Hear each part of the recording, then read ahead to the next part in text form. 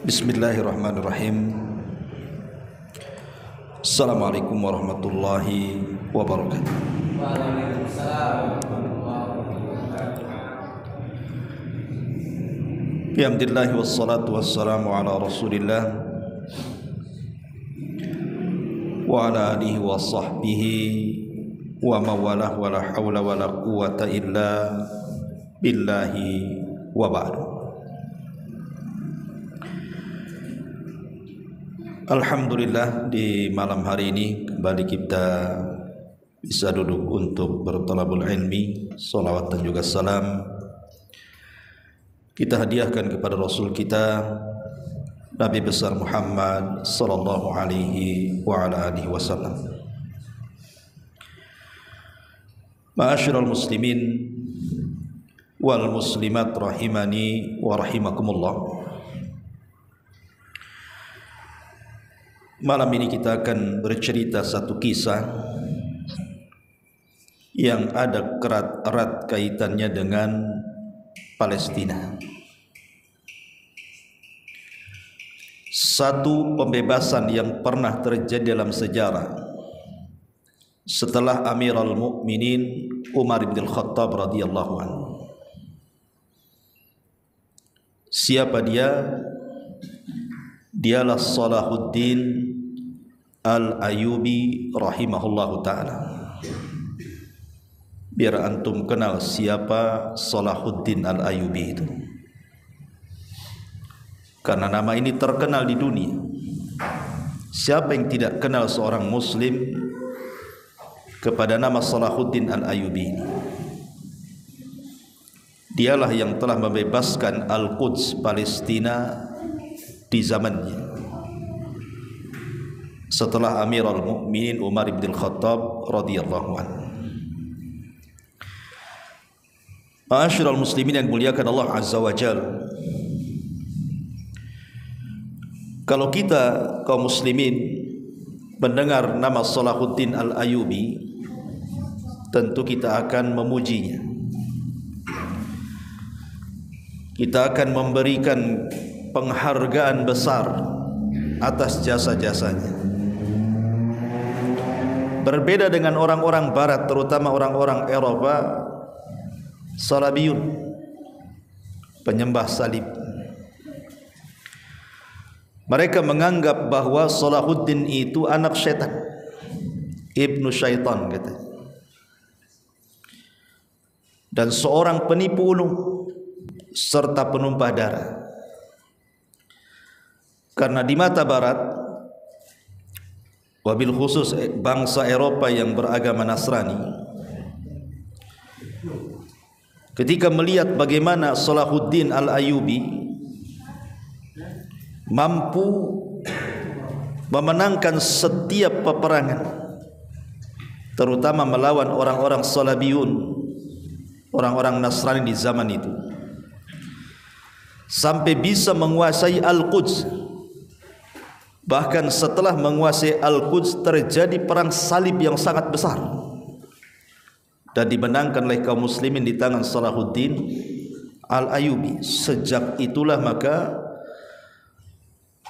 orang-orang Eropa yang beragama Nasrani sangat membenci kepada sosok Salahuddin Al-Ayyubi. Dikatakan anak setan lah, dikatakan penipu ulung, dikatakan penumpah darah, macam-macam. Mungkin bahasa sekarang ini teroris. Padahal Salahuddin Al-Ayyubi seorang al-mujaddid, pembaharu umat. Nanti saya akan kisahkan mulai dari nasabnya, perjalanan hidupnya, bagaimana peperangannya, luar biasa.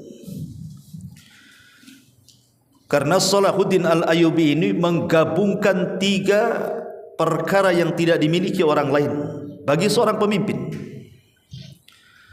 Pertama, dia ahli dalam siasah perang, dan dia adalah ahli ibadah, dan dia adalah singanya dalam peperangan. Jadi dia menggabungkan ilmu dan dunia. Dan sedikit para pemimpin Islam seperti Salahuddin Al-Ayyubi ini. Makanya sejarah banyak yang melaqabkan menggelar Salahuddin Al-Ayyubi ini sebagai Hamilul Haramaini atau Khadimus Syarifaini, orang yang menjaga dua tanah haram, Mekah dan Madinah. Juga dilaqab sebagai Muharrirul Quds, sebagai orang yang pernah membebaskan Al-Quds Palestina, Masjidil Aqsa. Dan juga dikatakan Sahikul Fatimiyin, yang menghancurkan Daulah Fatimiyah, Daulah Syiah Mesir. Bahkan Qahirus Salabiyin, orang yang menghancurkan orang-orang salib Nasrani di zamannya. Banyak gelar-gelar yang diberikan karena kepiawaiannya, kecerdasannya, ilmunya, dan kemenangannya membawa kaum muslimin hampir menguasai separuh dunia di zamannya. Ma'asyiral muslimin yang dimuliakan Allah Azza wa Jalla, Salahuddin Al-Ayyubi dulu di zaman Daulah Abbasiyah ada namanya Daulah Salzukiyah. Jadi daulah terbagi dua waktu itu, ada Saljukiyah, ada namanya Daulah Fatimiyah. Daulah Fatimiyah ini berdiri di Mesir dan didirikan oleh orang-orang Syiah Fatimiyah. Tapi kalau Saljukiyah ini daulah Sunni yang berada di sekitar Syam dan kekuasaannya kemana-mana, karena kekuasaan besar Saljukiyah ini. Masalahnya kemudian Daulah Saljukiyah ini terpecah belah ketika ada penyerangan besar-besaran yang dilakukan oleh orang-orang salib, orang-orang Romawi, orang-orang Nasrani di zaman itu berhasil kemudian memecah belah daulah ini sehingga menjadi daulah-daulah yang kecil, dan itu yang dilakukan orang-orang kafir, seperti yang terjadi kepada Turki Utsmani. Akhirnya kan setelah tumbangnya Turki Utsmani, akhirnya banyak kerajaan-kerajaan di Arab Saudi yang kemudian berpecah sendiri-sendiri. Ma'asyiral muslimin yang dimuliakan Allah Azza wa Jalla, lah ada satu cerita yang mengenaskan ketika Salabiyun, orang-orang Nasrani ini sampai menguasai Baitul Maqdis di zaman itu. Mereka membantai kaum muslimin itu, hampir 3.000 jiwa dibakar, disembeli, seolah-olah tidak punya rahmat, tidak ada kasih sayang. Karena mereka mungkin tidak ada aturan perang seperti dalam Islam. Dalam Islam itu kan ada aturan perang, tidak boleh membunuh anak-anak, tidak boleh membunuh wanita, orang tua renta, musuh yang sudah menyerah, dan begitu seterusnya. Tetapi memang orang-orang kafir, termasuk orang-orang Yahudi hari ini, yang hendak melakukan pembantaian seluruh warga Palestina, dimulai daripada anak-anak dengan mengebom sekolah-sekolah, sampai 3.000 jiwa lebih anak-anak. Mereka hendak melakukan genosida supaya tidak ada keturunan orang Palestina lagi dengan dibantainya anak-anak. Pengecut. Ya, kenapa mesti anak-anak? Anak-anak itu tidak perlu dibom. Kalau melawan anak-anak itu dihantam pakai tangan sudah kalah. Kenapa mesti dibom? Ya. Berarti kan pengecut ini, dan ini kejahatan perang namanya. Ma'asyiral muslimin yang muliakan Allah Azza wa Jalla, ketika itu orang-orang salib mereka menghancurkan Baitul Maqdis, menawan kaum muslimin, menyiksa habis-habisan, memperbudak, membantai, membunuh, tidak ada rahmat lagi. Akhirnya Al-Quds dikuasai orang-orang salib Nasrani di zaman itu. Hidup seorang yang bernama Ayyub dan juga bernama Ayyub. Ayyub ini gelarnya Najmuddin dan Syirakuh. Jadi ada dua nama nanti yang akan bersejarah tentang sejarah Salahuddin Al-Ayyubi ini. Pertama Ayyub, gelarnya Najmuddin. Dan yang kedua Syiraku, gelarnya Asaduddin. Ayub inilah yang kemudian melahirkan orang yang bernama Yusuf. Yusuf inilah laqabnya Salahuddin Al-Ayyubi. Yusuf gelarnya Salahuddin Al-Ayyubi. Lahir dari keturunan Ayub. Dan Ayub ini putra daripada Syadi. Dan Syadi ini dipercaya oleh kerajaan Saljukiyah di zaman itu untuk menjadi salah satu perdana menteri ataupun wazir di sebuah daerah namanya Tarkit. Lah di Tarkit ini ada sebuah kabilah dari kalangan Kurdi dari Irak. Kabilah ini termasuk kabilah yang paling mulia. Dari sinilah Salahuddin Al-Ayyubi lahir. Jadi Salahuddin Al-Ayyubi ini memang jadi pertentangan para ulama. Apakah dia Arab keturunan Umayyah, ataukah dia bukan Arab tetapi dia keturunan Kurdiyah, orang Kurdi. Dan yang masyhur Salahuddin ini bukan orang Arab tapi orang Kurdi, orang Irak, dari kabilah Ar-Rawadiyah, kabilah yang paling mulia di Kurdi dari kabilah-kabilah yang ada di Irak. Lahirlah di Tarkit ini ketika kakeknya Sadi menjadi gubernur dari gubernur Saljukiyah, kemudian meninggal, kemudian diteruskan anaknya Ayub. Anaknya Ayub yang menjadi gubernur di situ. Di sini lahir Salahuddin Al-Ayyubi.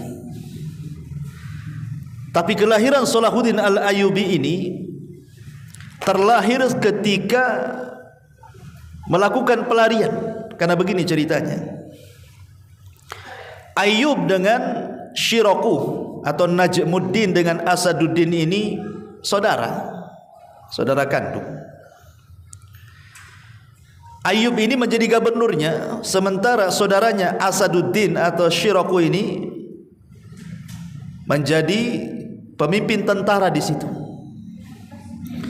Satu hari Asaduddin ini atau Syiraku ini lewat di sebuah daerah, salah satu kekuasaan Saljukiyah juga. Lah pemimpin di daerah itu melecehkan seorang wanita.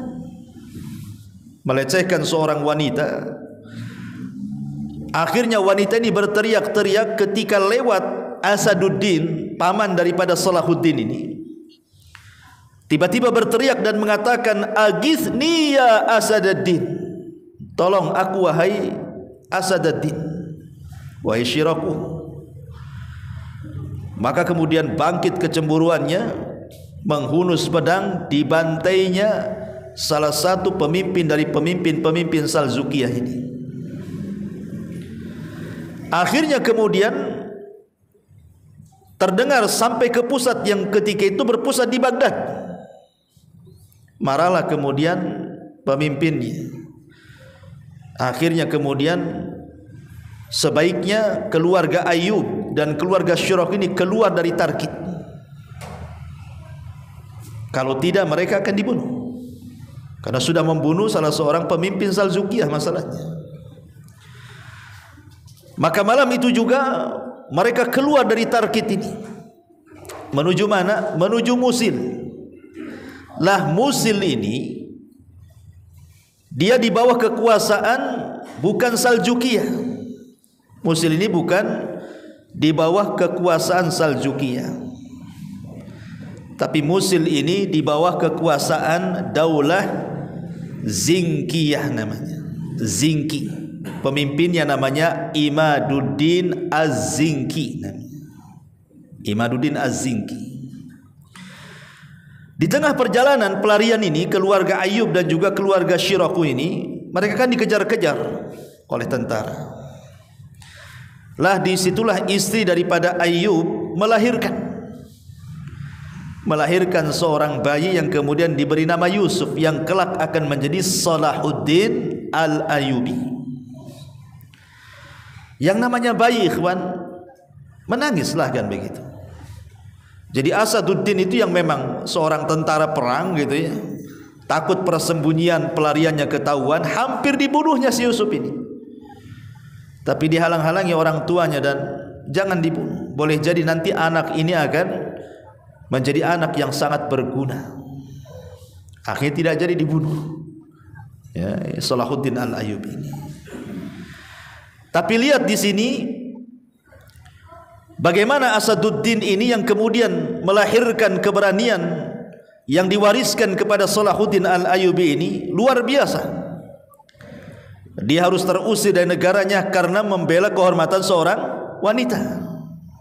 Ini sama kasusnya di zaman Nabi SAW.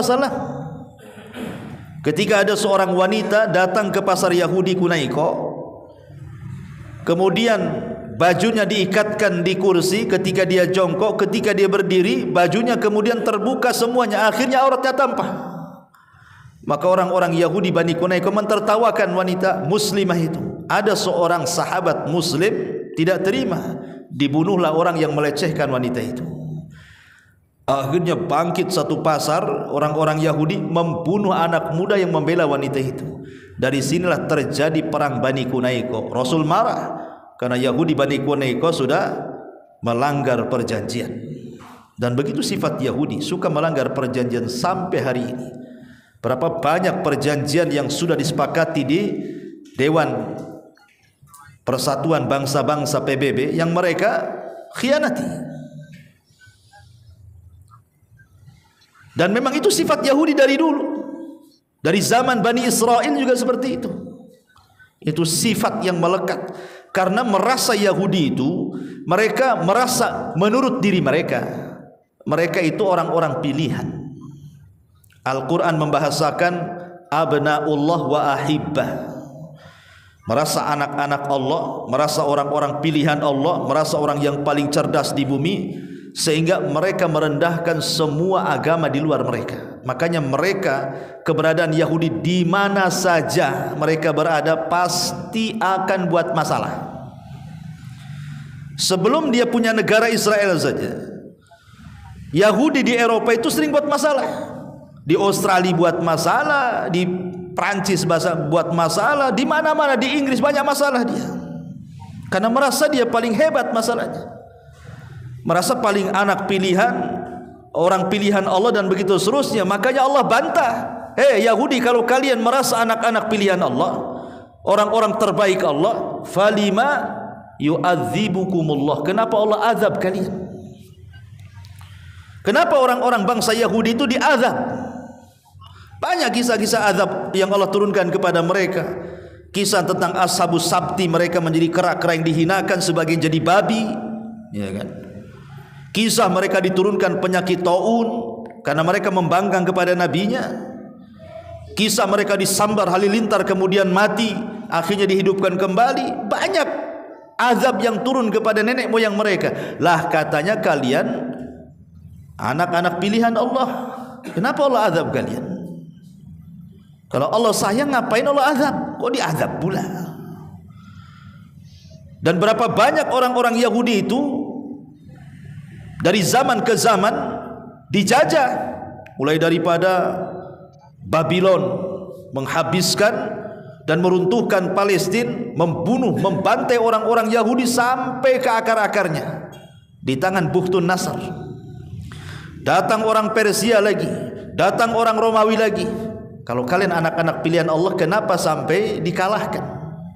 Mana pertolongan Allah kepada kalian? Ini kan pengakuan saja kalian itu ahibba, abna'ullah wa ahibbah itu. Kami anak-anak Allah, kami orang-orang pilihan Allah. Dari mana? Kalian bukan pilihan Allah. Kalian itu musuh-musuh Allah Subhanahu wa ta'ala. Ma'asyiral muslimin yang dimuliakan Allah Azza wa Jalla, singkat cerita, maka keluarga Ayub dan keluarga Syiraku ini sampailah di Musil, di daerah kekuasaan Imaduddin Az-Zinki. Karena sebelum mereka terusir dan sampai di Musil, hubungan mereka baik. dengan Imaduddin Az-Zinki, penguasa Az-Zinki itu. Makanya kemudian ketika sampai di Musil saja dihormati, diberi tanah, diberi rumah, dihargai. Akhirnya kemudian oleh Imaduddin Az-Zinki, kedua orang mulia ini diberikan kekuasaan untuk menjadi gubernur. Ayyub akhirnya diperintahkan oleh Imaduddin Az-Zinki untuk menjadi gubernur di Ba'labak. Dan Yusuf masa kecil dibawa ke sana. Sementara Syiraku ini, saudaranya, tetap berada di Musil dan menjadi pemimpin perang bagi Imaduddin Az-Zinki dan dijadikan gubernur di situ. Singkat cerita, kemudian Ayyub ibn Syadhi ini, ayahanda Salahuddin, kemudian dipindah dari Ba'labak ke Damaskus. Ketika menjadi wali Damaskus, Salahuddin sudah besar. Dan Salahuddin dijadikan pemimpin polisi. Mungkin bahasa kitanya Kapolri lah kan itu ya, di zaman itu. Subhanallah. Dengan ketegasannya, Yusuf ataupun Salahuddin Al-Ayyubi ini, negeri Damaskus itu waktu itu kacau. Banyak perampokan, banyak pencurian, banyak keganasan, macam-macam. Lah di tangan Yusuf atau Salahuddin Al-Ayyubi ini dibereskan semuanya, sehingga Damaskus di tangan Salahuddin Al-Ayyubi keamanannya menjadi aman damai. Enggak berani lagi para perampok, para pencuri itu hidup di Damaskus itu. Dari situ sudah nampak apa? Kepemimpinannya yang diwariskan dari ayah dan kakeknya. Ma'asyiral muslimin yang dimuliakan Allah Subhanahu wa taala. Dah di Damaskus inilah Salahuddin Al-Ayyubi berjumpa dengan banyak ulama. Karena ingat, Salahuddin Al-Ayyubi ini dia sudah hafal Quran sejak kecil. Makanya kemudian Salahuddin Al-Ayyubi ini menyerap banyak ilmu dari ulama-ulama Damaskus. Dan di zaman itu kan para ulama banyak tuh. Dari situlah Salahuddin Al-Ayyubi dicintakan dengan ilmu. Jadi dibuahkan bukan hanya pemimpin, tetapi juga seorang ulama. Salahuddin Al-Ayyubi ini seorang sunni, ahli sunnah wal jamaah. Lah dari arah yang lain, rupanya Mesir kala itu yang kekuasaannya dipegang oleh Daulah Fatimiyah, Daulah Syiah, diserbu dari arah laut oleh orang-orang Salabiyun, orang-orang Kristen, menyerbu Mesir dan kewalahan. Karena memang tentara Salabiyun, tentara Romawi kan kuat di zaman itu, negara adidaya sih masalahnya. Jadi bisa menggempur Mesir, hampir kalah. Maka kemudian Daulah Fatimiyah menyurati Daulah Zinkiyah ini untuk meminta bantuan pasukan perang dan mengusir Salabiyun dari Mesir. Maka dikirimlah pasukan perang yang ketika itu dikirim oleh Syiraku, dan juga dari Damaskus dikirim Salahuddin Al-Ayyubi. Jadi dari Musil dikirim pasukan dipimpin oleh Syiraku, pamannya Salahuddin yang gelarnya Asadullah tadi. Dari Damaskus dikirim lagi pasukan langsung dipimpin keponakannya Salahuddin Al-Ayyubi berangkat ke Mesir. Maka dalam tempo sesingkat-singkatnya dan keahlian yang dimiliki Salahuddin dan Syiraku ini, memang orang-orang cerdas, bisa mengusir Salabiyun, bisa mengusir orang-orang Nasrani di zaman itu. Akhirnya karena kebaikannya sudah mengusir orang-orang Salabiyun ini, maka Daulah Fatimiyah memberikan jabatan agar Syiraku dan Salahuddin jangan keluar dari Mesir. Padahal ini berbeda akidah loh ya. Salahuddin dan Syiraku ini ahli sunnah, sementara Mesir ini orang-orang Syiah ya. Makanya tidak benar ada yang mengatakan Salahuddin itu orang Syiah. Tidak, dia orang Sunni. Dia bergabung dengan Daulah Fatimiyah itu hanya karena minta bantuan dan berhasil mengusir orang-orang Salabiyun ketika itu. Kemudian diberikan kekuasaan menjadi gubernur di salah satu daerah di Mesir. Akhirnya kemudian hanya selang 2 bulan setelah kemenangan dan Syiraku dijadikan gubernur di salah satu daerah, meninggallah Syiraku, kemudian digantikan oleh keponakannya Yusuf atau Salahuddin Al-Ayyubi. Karena Salahuddin Al-Ayyubi ini orang cerdas, bukan hanya dari segi siasah perang, bukan hanya dia singanya perang, tapi dia juga adalah ahli ibadah dan ulama. Jadi misi agama diterapkan sama Salahuddin itu. Mulailah kemudian dirubah ajaran-ajaran Syiah di Mesir itu oleh Salahuddin Al-Ayyubi. Setelah lambat laun dia dicintai rakyatnya, makin dipercaya oleh kerajaan Fatimiyah, mulailah kemudian dia berkuasa sedikit demi sedikit, disebarlah akidah-akidah ahli sunnah. Yang tadinya suka mencela sahabat, mencela Abu Bakar, Umar, Utsman dan begitu seterusnya, diganti menjadi pujian kepada para sahabat. Mulailah dia memecat para hakim-hakim Syiah dan diletakkan hakim-hakim ahli sunnah. Akhirnya lambat laun dengan izin Allah, kemudian Daulah Fatimiyah runtuh. Daulah Fatimiyah runtuh di tahun 567 Hijriah. Ketika Daulah Fatimiyah runtuh di tahun 560 Hijriah, maka Salahuddin yang menjadi rajanya, menguasai Daulah Fatimiyah. Ketika runtuh Daulah Fatimiyah lah berubah menjadi Daulah Ayyubiyah. Apa Ayyubiyah? Nama bapak Salahuddin, Salahuddin Al-Ayyubi. Fatimiyah runtuh, tegak Daulah Ayyubiyah. Itulah pertama kali yang mendirikan Daulah Ayyubiyah, Salahuddin Al-Ayyubi. Dan dirubah dari Daulah Syiah menjadi Daulah Ahli Sunnah di zaman itu. Ma'asyiral muslimin yang dimuliakan Allah Azza wa Jalla, lah di tangan kemudian Salahuddin Al-Ayyubi ini akhirnya Mesir mulai mengembangkan sayapnya, mulai kemudian membuka kota-kota digabungkan kepada Mesir, kepada Daulah Ayyubiyah, sehingga sampai ke daerah daratan Maroko, Nubah, Yaman, Hijaz, termasuk Mekah dan Madinah, semua digabungkan menjadi satu, menjadi Daulah Ayyubiyah.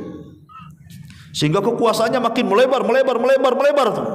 Karena dia sudah menjadi pemimpin Daulah Ayyubiyah ini. Ma'asyiral muslimin yang dimuliakan Allah Subhanahu wa taala, lah ketika pemimpin Zinki ini meninggal dunia, yang sudah menaikkan dan menghargai kedua orang tuanya, meninggal nih pemimpin Zinki ini, maka Salahuddin ingin menggabungkan Daulah Zinkiyah dimasukkan ke Daulah Ayyubiyah. Bayangkan makin luar kekuasaannya kan. Akhirnya berhasillah kemudian Salahuddin Al-Ayyubi menguasai hampir sebagian besar yang dulunya daulah-daulah pecahan dari Salzukiyah ini diambil alih oleh Ayyubiyah, digabungkan menjadi negara besar. Dan pemimpinnya Salahuddin Al-Ayyubi. Ma'asyiral muslimin yang dimuliakan Allah Subhanahu wa taala. Akhirnya kemudian Salahuddin Al-Ayyubi berniat untuk merebut Al-Aqsa. Disinilah kemudian dikenal dalam sejarah dengan perang Hittin. Karena kuatnya tentara Salabiyin kala itu, ikhwan, kaum muslimin sampai kewalahan untuk merebut Al-Quds di zaman itu. Tidak bisa, karena mereka kuat dan mereka dijadikan poros kekuatan Al-Quds, Salabiyun itu.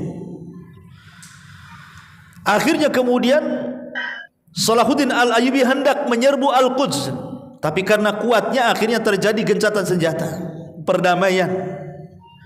Kemudian ditulislah bulir-bulir kesepakatan perdamaian itu. Kemudian akhirnya Salahuddin Al-Ayyubi bertahun-tahun membiarkan Al-Quds, tapi dia kemudian menyerang ke arah lain yang dikuasai oleh orang-orang Salabiyun itu, ke arah Konstantinopel, ke arah Armenia gitu ya, makin lurus ke daerah Eropa. Ya, peluasan kerajaannya itu sekarang diarahkan ke daerah Eropa, Armenia, Konstantinopel dan begitu seterusnya kan, mengarah ke Eropa sana. Di sana terjadi pengkhianatan orang-orang Nasrani yang ada di Quds terhadap perjanjian yang dibuat kaum muslimin. Mulailah mereka membantai kaum muslimin, orang yang dagang yang melewati ditangkap, dibunuh, dirampas, perempuannya dilecehkan, macam-macam. Wah, akhirnya marah Salahuddin Al-Ayyubi itu. Sejak itulah dia berjanji untuk membebaskan Al-Quds dengan kekuatan penuh. Sekarang Salahuddin Al-Ayyubi sudah menggabungkan Daulah Ayyubiyah yang ia dirikan dengan Daulah Zinki. Ya kan, dia di Mesir, dan Zinki kan di Syam. Lah ini di tengah-tengah ini Al-Quds ini. Akhirnya ditingkarlah kan gitu ya. Kayak sekarang ini ya, Palestina dikepung dari semua arah kan oleh Zionis Yahudi itu. Kasusnya dulu gitu. Akhirnya Al-Quds dikepung dari semua arah tuh dengan kekuatan penuh.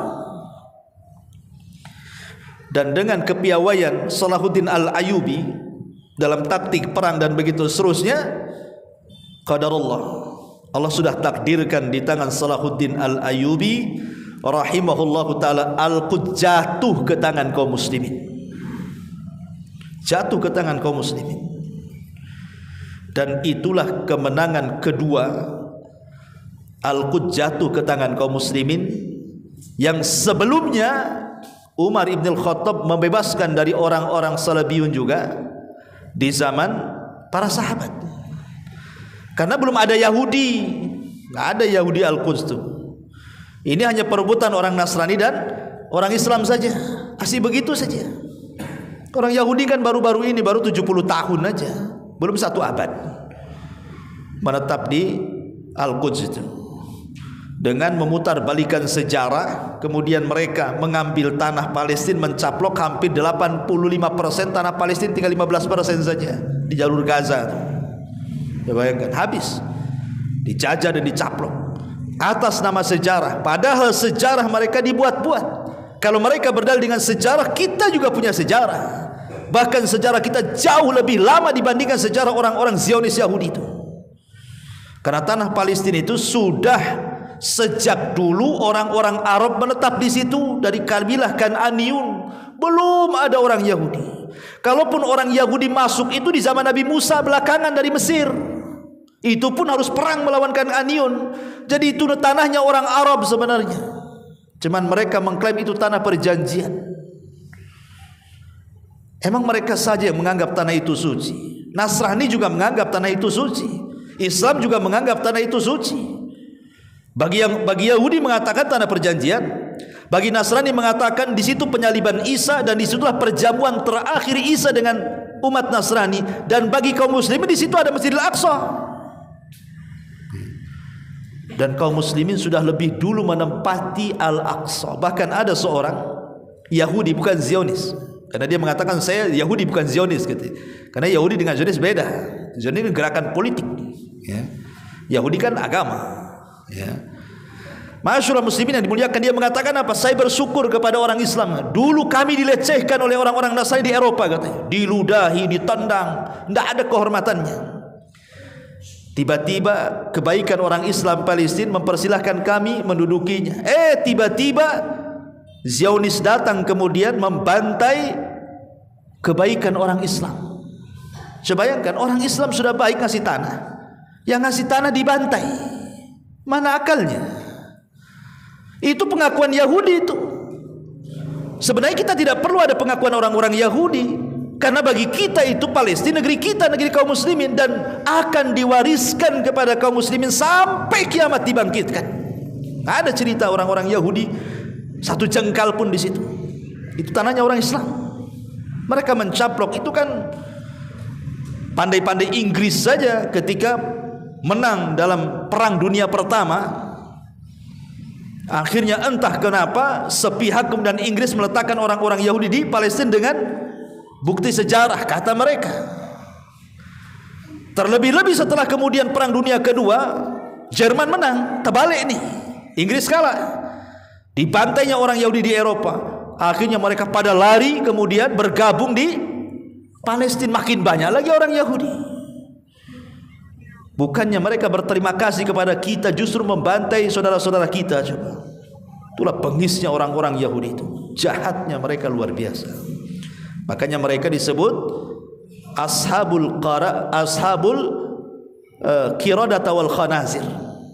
Mereka adalah teman-temannya kera-kera yang dihinakan dan babi-babi yang dihinakan. Ma'asyiral muslimin yang dimuliakan Allah Subhanahu wa taala. Inilah sekilas sekelumit tentang bagaimana Salahuddin Al-Ayyubi bisa membebaskan Baitul Maqdis. Taib, kita akan lebih detail lagi tentang siapa Salahuddin Al-Ayyubi secara kepribadian dia. Ma'asyiral muslimin yang dimuliakan Allah Subhanahu wa taala, Salahuddin Al-Ayyubi rahimahullahu taala, di masa kecilnya Salahuddin Al-Ayyubi ini, tadi saya sudah katakan lahir di tengah-tengah pelarian. Tetapi Salahuddin itu terlahir bukan dari keluarga biasa, ikhwan. Dari keluarga para pejabat-pejabat negara.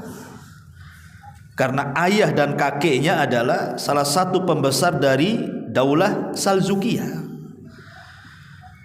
Dan ayahnya juga cinta dengan agama dan ahli strategis perang, makanya dilahirkan, diwariskan ilmu-ilmunya kepada siapa? Salahuddin ini anaknya.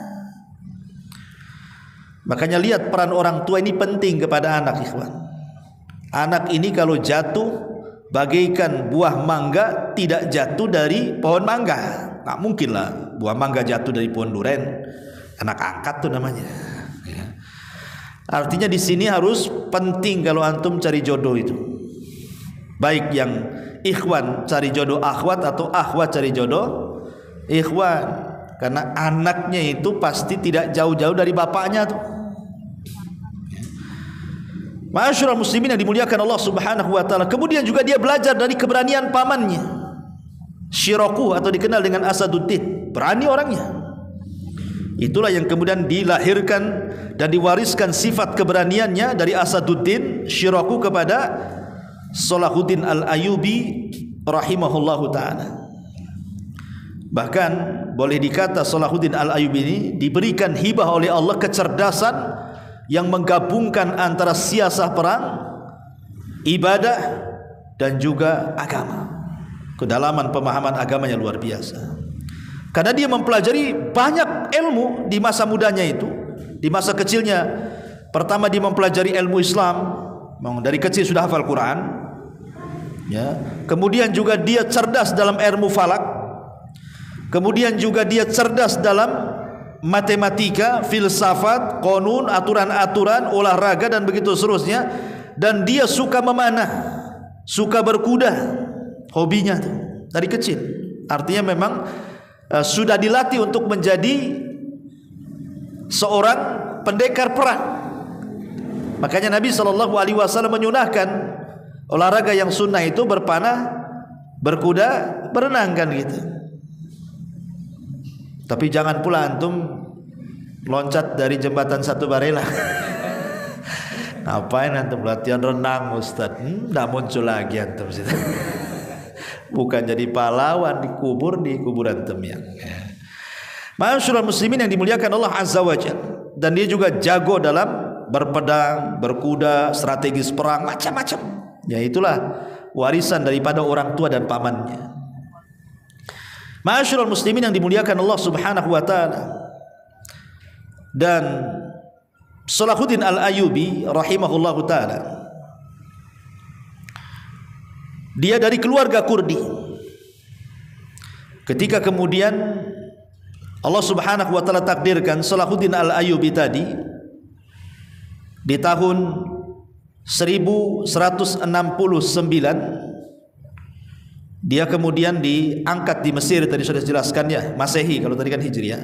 Kemudian tumbangnya daulah Fatimiyah dan berdirinya daulah Ayyubiyah ini, maka betul-betul dia menunjukkan siapa dia. Dia melebihi ayahnya, melebihi pamannya, melebihi kakeknya.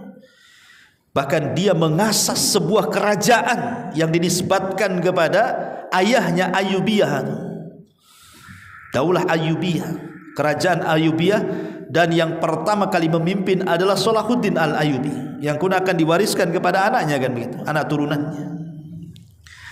Ma'asyiral muslimin yang dimuliakan Allah Subhanahu wa taala. Tetapi di sini sifat-sifat beliau, walaupun demikian Salahuddin itu seorang mutawadian wa qariban min jaishihi wa sya'bihi. Dia pemimpin yang tawadu, rendah diri orangnya. Walaupun dia sudah mencapai kegemilangan dunia yang luar biasa, menjadi orang nomor satu di daulah Ayyubiyah itu, yang menggabungkan semua daerah-daerah Islam yang terpecah-pecah, yang dipecah oleh orang-orang Salabiyin jadi satu kan gitu ya. Tapi orangnya tawadu. Dan sangat sedikit pemimpin yang tawadhu itu. Di zaman sekarang pemimpin tawadhu itu hanya pencitraan saja supaya kepilih lagi tahun 2024.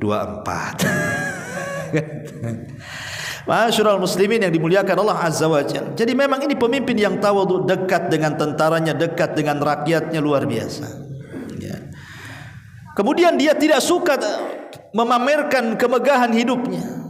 Lihat bagaimana Umar bin Khattab radhiyallahu anhu. Saat dia diberitahu oleh Abu Ubaidah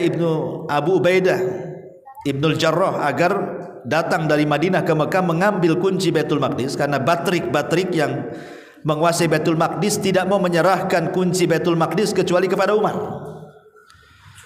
Paksalah Umar datang dari Madinah berdua dengan Aslam. Coba bayangkan, dia cuma berdua. Nggak ada istilah Indonesia pas pampres. Tak ada. Ya, berdua aja dan pembantunya Aslam tuh. Itu pun naik gantian naik unta. Kata Aslam, janganlah. Kau ini Amirul Mukminin. Aslam, kau ini kan capek sama dengan orang-orang. Dan kau tidak lebih kaya pahala dari aku, katanya. Naik kamu ayo. Suruh naik gantian. Tapi syaratnya kata Umar, kalau kau di atas unta aku yang menggiring, kau baca Quran, aku dengar. Kalau aku yang di atas unta aku baca Quran, kau yang dengar. Itu Umar. Ya. Berangkat ke Palestina. Bajunya robek-robek, ada yang mengatakan 14 robekan, ada yang mengatakan 17 robekan. Bajunya Umar yang dipakai itu. Kata Amr bin As, ya Amirul Mukminin, engkau akan menghadap Batrik, pemimpin Nasrani. Carilah baju yang bagus lah, masa kayak gini. Tapi kemudian Umar mengatakan kepada Amr ibn As dan Abu Ubaidah ibnul Jarrah, innallaha a'azzana bil Islam wa mahma ibtaghainal izzata bi ghairi ma a'azzanallahu azallanallah, kata Umar. Kita ini dimuliakan dengan Islam, bukan dengan pakaian, bukan dengan kendaraan, bukan dengan dunia, bukan dengan kekayaan. Kita dimuliakan dengan Islam, kata Umar. Maka siapapun yang mencari kemuliaan di luar kemuliaan Allah, Allah hinakan dia. Biarkan aku seperti ini. Akhirnya kemudian Umar berjalan. Di tengah jalan ada orang yang ngasih baju warna putih. Tolonglah, karena dia ngemis. Akhirnya Umar mau, tapi dirangkap. Naik ke atas unta. Karena risih dia nggak mau dicopot lagi. Tetap aja pakai pakaian itu. Tapi subhanallah, justru dengan pakaian itulah mabruk, lebih berkah. Kenapa? Karena pakaian itu menjadi ciri-ciri orang yang akan menguasai Baitul Maqdis yang tercantum dalam kitab orang Yahudi. Orangnya berpakaian yang ada robekan 14 sampai 17 robekan. Dihitung tuh robekannya. Oh ini benar ada katanya. Oh ini benar orangnya katanya. Coba kan.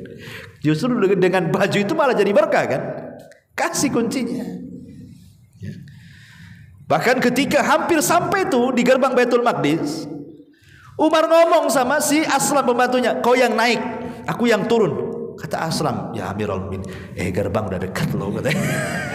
Nanti orang nyangka aku Amirul Mukminin, kau pula pelayanku katanya. Naik kau katanya. Tetap disuruh naik. Bayangkan. Akhirnya naik. Jadi satu Baitul Maqdis, anak-anaknya, perempuannya, laki-laki keluar nonton yang mana satu Umar itu katanya. Mana Umar itu katanya. Apa itu yang di atas unta itu katanya. Maka sahabat mengatakan bukan, itu yang bawa unta katanya, yang geret unta itulah katanya. Bingung orang, makin bingung kan gitu. Tapi justru itu pula yang menjadi tanda-tanda di Taurat bahwa orangnya tawadhu. Oh betul, oh ini orangnya berarti kan gitu ya. Terkadang ikhwatu fillah muliakan Allah, pakaian itu justru itu dimuliakan. Seandainya kemudian Umar bin Khattab ganti pakaian, batrik-batrik itu nggak percaya kan begitu. Tapi dengan tetap menggunakan pakaian yang tawadhu, justru itu pula yang kemudian akhirnya kunci Baitul Maqdis diserahkan kepada Umar bin Khattab radhiyallahu anhu. Luar biasa ya. Itulah tawadhu, pemimpin tawadhu harus seperti itu. Ma'asyiral muslimin yang dimuliakan Allah Azza wa Jalla. Jadi Salahuddin Al-Ayyubi itu tidak pernah menampakkan kalau dia seorang raja. Ya pakaian sederhana biasa. Dan dia tidak suka menumpahkan darah. Tidak sebagaimana orang-orang barat yang mengatakan ibnu syaitan, anak setan, mukhadi, penipu ulung, safah, penumpah darah. Nah, justru Salahuddin Al-Ayyubi itu selalu mengutamakan perdamaian. Ketika menyerang Al-Quds, apa langsung diserang? Tidak, berdamai. Akhirnya berdamai, dibuat perjanjian. Siapa yang pertama kali kemudian meruntuhkan perjanjian itu, merobek perjanjian? Nasrani sendiri. Makanya Salahuddin kemudian menyerang. Tetap dia mendahulukan perdamaian. Itulah pemimpin Islam, damai, ya. Ma'asyiral muslimin yang dimuliakan Allah Subhanahu wa taala. Kemudian juga kana syahman tijahan nisa'i wal atfal, haitsu kana yata'amal ma'hum bi atfin wa hananin hatta fil ma'arik. Dia sangat senang, sayang dengan para wanita, dengan anak-anak, dan bermuamalah mereka, menghormati mereka. Sampai saat peperangan sekalipun Salahuddin tidak akan membunuh anak-anak, tidak akan membunuh wanita-wanita.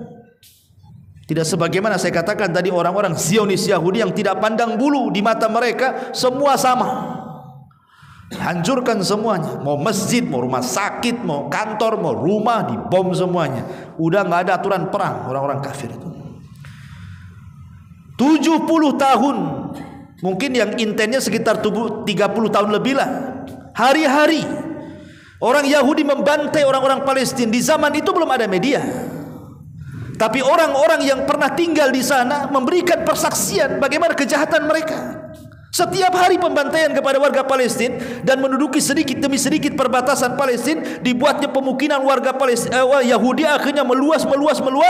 Penembakan, pembakaran, hari-hari hampir 32 tahun lebih. Sekali digempur oleh Hamas, mencah-mencah. Lah, yang 32 tahun Anda membantai itu kemana? Sekarang kemudian kaum muslimin pertahankan negaranya, tiba-tiba kemudian kalian marah. Dan itu, seandainya kalau mau diimbang-imbangkan kejahatan orang Yahudi yang hampir 32 tahun itu yang intennya, 70 tahun ya mungkin ya sampai ke sananya kan, dengan mungkin sekarang yang terjadi nggak ada apa-apanya. Belum ada apa-apanya kaum muslimin melawan Yahudi itu, dengan Yahudi membantai kaum muslimin di Gaza sebenarnya. Tapi karena yang menguasai media orang mereka sih, ya gimana? Yang menguasai media dunia kan mereka. Apalagi sekarang ini internet diputus di Gaza, sehingga orang-orang yang bisa mengakses berita peperangan di sana itu, kalau tidak berita dari Israel, dari Amerika. Dari mana lagi? Orang Gaza tidak bisa mereka melaporkan, nggak ada internet di sana. Ya, katanya ada sih internet yang kadang hidup kadang mati itu. Starlink itu apa? Ya. Tapi bismillah, Allah Subhanahu wa taala pasti tidak mungkin membiarkan hamba-hamba Allah Subhanahu wa taala terzalimi selamanya. Allah mengatakan, wala tahsabannallaha ghafilan amma ya'malu zalimun. Jangan sangka Allah lalai dari orang-orang yang selama ini berbuat zalim. Innama numli lahum liyazdadu itsma. Kami, kata Allah, sengaja mengulur-ngulur azab itu untuk supaya dosa mereka penuh. Selepas itu baru kami kirim azab. Itu istidraj. Sengaja mungkin Allah biarkan seperti itu. Tidak di dunia, di akhirat. Ya. Ma'asyiral muslimin yang dimuliakan Allah Subhanahu wa taala. Kemudian juga beliau ini ihtamma katsiran fi qada'il amsiyati ma asdiqai wal ulama wasyu'ara wa munaqasatil fiqh wal qanun wal istima' li tilawatil Qur'an. Hatta annahu kana yabki idza tammat tilawatuhu bi sarah al-mumayyizah. Beliau lebih banyak menghabiskan waktu-waktunya di sore hari dengan kumpul bersama kerabat-kerabatnya, teman-temannya, para ulama, ahli-ahli syair, mendengarkan perdebatan fikih. Kemudian juga memperbaharui setiap undang-undang. Terutama dia suka mendengarkan Quran. Bahkan terkadang apabila selesai dia mendengarkan Quran, dia selalu menangis. Lihat bagaimana halusnya, lembutnya hati Salahuddin Al-Ayyubi, dekat dengan ulama. Ya. Coba lihat pemimpin-pemimpin sekarang. Mau mereka duduk di majelis taklim tiap minggu lah. Gitu. Paling acara-acara besar aja kan itu ya. Undang ulama. Ya. Coba orang dulu dipanggilnya ulama ke istana, disuruh berdebat fikih, Salahuddin dengerin aja. Dapat ilmu dari situ. Setiap hari, kalau tidak dalam kondisi peperangan, karena Salahuddin Alayubi yang intens peperangan tuh sekitar hampir kurang lebih 20 tahun tuh perang terus tuh. Sehingga ketika dia di masa kejayaannya dihabiskan hanya untuk menghabiskan lillah karena Allah Subhanahu wa taala, dengan ibadah kepada Allah Subhanahu wa taala. Maka tepat pada tahun 1192 Masehi, Allah takdirkan dia sakit setelah melaksanakan haji. Jadi setelah beliau pulang dari haji, tiba-tiba dia terkena penyakit demam yang luar biasa. Dikumpulkanlah banyak-banyak dokter untuk mengobati, tetapi Allah takdirkan memang itu kematiannya. Bukan makin sembuh, maka malah makin memarah penyakitnya. Maka saat dia detik-detik sakaratul maut, maka para masyayikh, para syekh berada di sekeliling Salahuddin Al-Ayyubi, dan ketika itu mereka sedang membaca Al-Quran. Karena itu kesukaannya siapa? Salahuddin Al-Ayyubi, mendengar Al-Quran. Jadi para masyayikh baca Quran. Ketika sampai di surat Al-Hasyr ayat 22, huwallahu alladzi la ilaha illahu alimul ghaibi wasyahadati wa huwar rahmanur rahim. Tiba-tiba Salahuddin Al-Ayyubi sempat membuka matanya, kemudian berkata, inna lihada lahaqqun, sesungguhnya isi ayat ini sebuah kebenaran. Kemudian setelah itu Allah takdirkan, setelah dibacakan surah Al-Hasyr 22 dan Salahuddin sempat mengucapkan itu sebuah kebenaran, akhirnya Allah takdirkan Salahuddin Al-Ayyubi meninggal dunia, dan dia tidak mewarisi 1 dinar pun untuk anak-anaknya, karena semua diinfakkan kepada fuqara dan masakin. Luar biasa ya. Inilah kisah singkat daripada Salahuddin Al-Ayyubi yang sudah membebaskan Palestina. Tetapi Allah Subhanahu wa taala memang berfirman, wa tilkal ayyam nudawiluha bainan nas. Namanya hari-hari itu kan diputar-putar. Dulu dibebaskan oleh Umar bin Khattab, diambil lagi oleh orang-orang Salabiyun, dibebaskan lagi oleh Salahuddin Al-Ayyubi, kemudian diambil oleh Mesir ya, oleh Salabiyun dan dikuasai Mesir belakangan kan.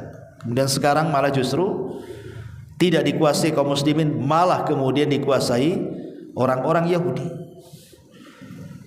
Sekalipun kemudian Allah takdirkan nanti merdeka lagi Palestina, boleh jadi kemudian Palestina dijajah lagi, merdeka lagi, dijajah lagi, seperti itu saja. Sampai Allah Subhanahu wa taala takdirkan keluar Imam Mahdi yang kita tunggu-tunggu, Muhammad ibn Abdullah Al-Mahdi Al-Muntadhar, yang akan memimpin kaum muslimin untuk membebaskan Al-Quds dan menguasai dunia. Ya. Tapi kapan keluarnya wallahu a'lam. Ingat, sekarang lagi viral di medsos itu, kalau ada cuplikan-cuplikan orang-orang yang tertembak di Palestina atau yang gugur di Palestina dari anak-anak kecil, terkadang ada lagu judulnya Ya Mahdi. Ya Mahdi. Ingat, hati-hati, Ya Mahdi ini ajaran Syiah, ikhwan. Lagu ini dibuat oleh orang Syiah. Karena antum harus pahami, Mahdinya yang diklaim orang-orang Syiah dengan Mahdi yang diklaim ahli sunnah itu berbeda, sangat jauh berbeda. Ahli sunnah wal jamaah meyakini Al-Mahdi itu keturunan Hasan ibnu Ali, tapi orang-orang Syiah meyakini Imam Mahdi itu keturunan Husain ibnu Ali. Orang-orang Syiah menganggap bahwa Imam Mahdi mereka itu adalah imam ke-12 dari keturunan Ali radhiyallahu an, yang konon sewaktu bayi, Imam 12 namanya Muhammad Hasan Al-Ashkari itu disembunyikan di sebuah gua di Irak namanya Sirdab. Di situ ada gua namanya Sirdab. Setiap hari orang Syiah datang dan menggedor-gedor pintu gua dan mengatakan ukhruj ya Mahdi, ukhruj ya Mahdi. Keluar wahai Mahdi, keluar Mahdi. Ya enggak akan keluar, enggak ada. Ya. Imam Mahdi ini perkara gaib bagi kita ahli sunnah. Tapi kita harus yakin kemunculannya. Sebagaimana orang-orang Yahudi, mereka menunggu Matius mereka yang bagi kita Dajjal, ataupun orang-orang Nasrani menunggu Isa bin Maryam, maka kita juga menunggu Al-Mahdi. Jadi sama-sama menunggu nih. Dan mengklaim semualah mereka itulah yang akan menguasai dunia. Yahudi akan menguasai dunia, Nasrani menganggap mereka akan menguasai dunia, dan kita pun sama. Tapi tentu kita kaum muslimin harus yakin, karena nas-nas yang jelas sudah sampai kepada kita bahwa yang ditunggu-tunggu orang-orang Yahudi, maksudnya Dajjal, akan dikalahkan oleh Isa bin Maryam. Dan turunnya Isa bin Maryam sebagai bantahan kepada orang-orang Nasrani yang mereka mengatakan Isa itu disalib dan yang membunuhnya adalah Yahudi. Maka kemudian kita katakan sebagaimana Al-Qur'an mengatakan wa ma qataluhu wa ma sallabuhu walakin syubbiha lahu bal rafa'ahu Allahu ila sama. Isa tidak dibunuh, Isa tidak disalib, Isa tidak dibantai, Isa itu diserupakan dan diangkat ke langit. Dia belum mati, dia masih hidup di langit. Dan akan turun di akhir zaman untuk ikut serta bersama Al-Mahdi, bukan gabung dengan orang Nasrani, tidak. Justru akan membela kaum muslimin dan akan menjadi pemimpin bersama Al-Mahdi untuk memerangi Dajjal. Bahkan akan mengislamkan orang Yahudi dan Nasrani sebelum wafatnya, karena di zaman itu nanti tidak ada yang namanya jizyah, yang ada masuk Islam atau mati. Allah mengatakan dalam Al-Quran, wa im min ahlil kitab illa la yu'minanna bihi qabla mautih, dan kebanyakan ahli kitab di akhir zaman akan masuk Islam sebelum kematian Isa bin Maryam. Ma'asyiral muslimin yang dimuliakan Allah Azza wa Jalla. Tapi sekali lagi saya katakan bahwa kalau seandainya ada orang mengatakan, karena ini ada sebagian dai yang mengatakan kalau seandainya Palestina merdeka maka kiamat sudah semakin dekat. Tidak ada hubungan kiamat dengan kemerdekaan Palestina, kawan. Jangan antum hubung-hubungkan kiamat besar dengan kemerdekaan Palestina. Sebab kiamat besar itu tidak ada yang tahu ilmunya kecuali Allah. Kiamat besar itu tidak ada yang tahu ilmunya kecuali Allah. Adapun hadis Nabi SAW yang mengatakan bahwa tidak akan terjadi kiamat sampai nampak 6 perkara. 1, kematianku. Yang kedua, pembebasan Baitul Maqdis. Berarti kalau Baitul Maqdis di tangan kaum muslimin berarti sudah dekat kiamat. Dari dulu Baitul Maqdis sudah pernah dikuasai kaum muslimin. Di zaman Umar pernah dikuasai, kiamat tak datang. Sampai diambil lagi orang Salebiyun. Kemudian di zaman Salahuddin yang kita ceritakan diambil lagi oleh kaum muslimin. Kemudian merdeka, tak ada juga kiamat. Kalau sekarang kemudian merdeka, ya wajar Allah memutarbalikan seperti itu. Nanti merdeka dijajah lagi kan. Sampai kapan? Itu bukan menunjukkan dekatnya kiamat. Sebenarnya tanpa pembebasan Baitul Maqdis, dengan kematian Rasul saja memang kiamat sudah dekat. Kan Rasul yang mengatakan saya dan hari kiamat seperti ini. Dekatnya karena memang nabi-nabi terakhir dan umat terakhir, berarti tidak ada nabi dan tidak ada umat setelahnya. Berarti kiamatlah kan begitu. Tentang kapan terjadinya kiamatnya Allahu a'lam. Ya. Intinya jangan dihubung-hubungkan masalah ini. Karena akan semakin menggembirakan orang-orang Yahudi saja nantinya kan. Kalau orang didoktrin pamanya seperti itu nih, kalau merdeka Palestina nih nanti kiamat besar datang. Lemahlah kaum muslimin. Aduh, kalau gitu jangan merdeka aja lah, saya belum siap kiamat. Ada masalah antum ya. Ma'asyiral muslimin yang dimuliakan Allah Azza wa Jalla. Kemudian syubhat macam-macam ini perang Palestina Israel ini. Kadang-kadang orang yang tidak tahu pun bicara. Betul kata Nabi SAW, di akhir zaman itu akan muncul ruwaibidah. Rasul mengatakan, sahabat berkata, apa itu ruwaibidah ya Rasulullah? At-tafi minan nas yatakallam, at-tafihu yatakallam fi amri an-nasi. Orang-orang jahil bicara soal kemaslahatan orang ramai. Akhirnya menyebar hoax sana sini. Contoh yang sekarang lagi banyak ditanyakan gitu.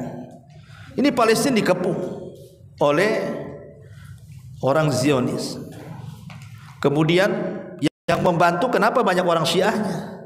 Libanon, Hizbullah, Iran, terakhir Houthi. Mana Saudi katanya? Kan begitu ya? Ya. Di mana Saudi? Di mana negara-negara ahli sunnah? Kenapa diam saja? Ma'asyiral muslimin yang dimuliakan Allah Azza wa Jalla. Sekarang ada lagi Turki. Akhirnya apa? Menjempolkan Turki, membalikan jempol Saudi. Kan ada yang gitu tuh.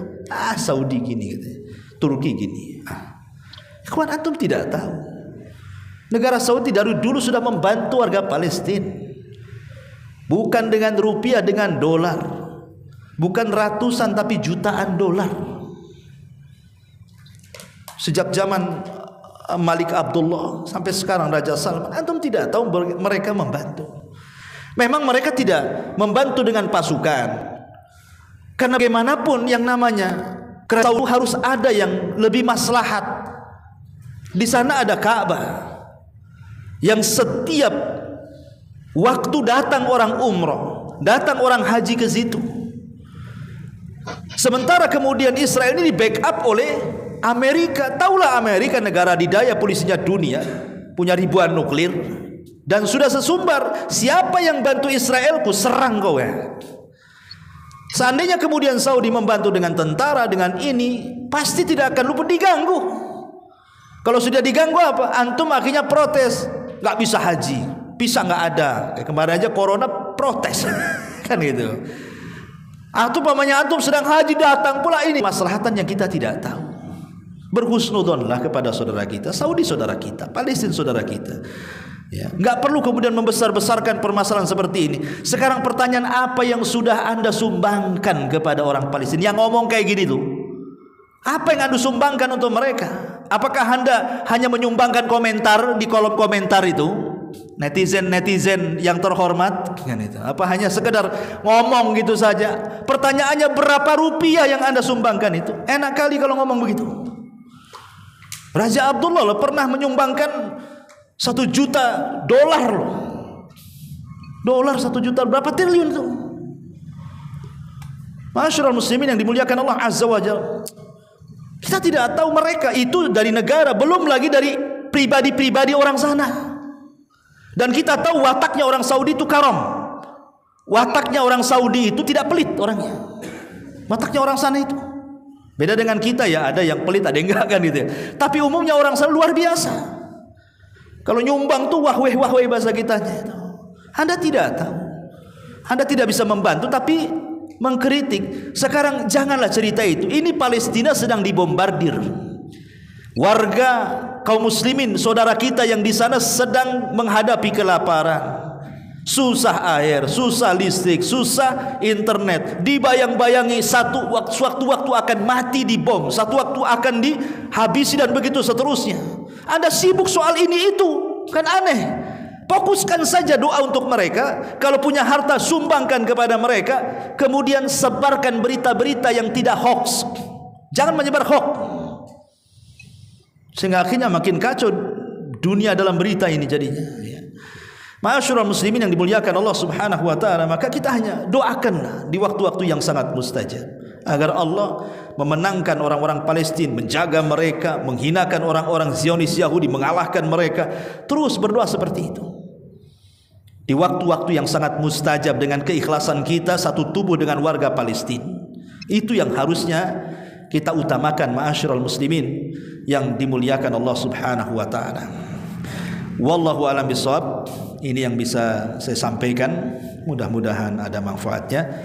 Subhanakallah bihamdika asyhadu an la ilaha illa anta astaghfiruka wa atubu ilaik. Allahu taala alam. Assalamualaikum warahmatullahi wabarakatuh.